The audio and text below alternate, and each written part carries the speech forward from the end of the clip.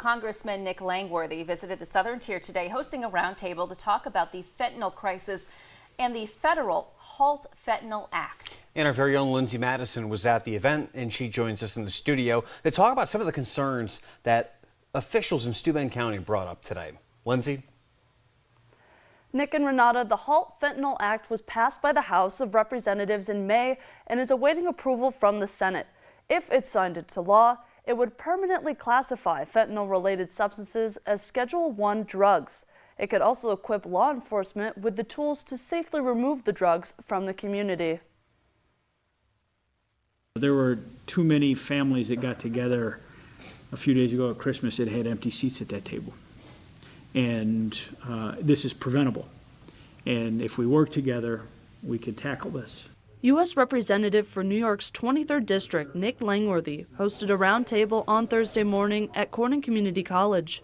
Langworthy, as well as other Steuben County and state officials, spoke about the ongoing fentanyl crisis and how it's impacting the community. You know, this issue, this growing issue, it becomes a morale issue at some point for the officers. It's very frustrating for the officers on the front line that are dealing with this issue repeatedly, and we need some relief. This is an issue that touches everyone. I mean, a lot of people don't want to talk about it and think it's going to happen to their family.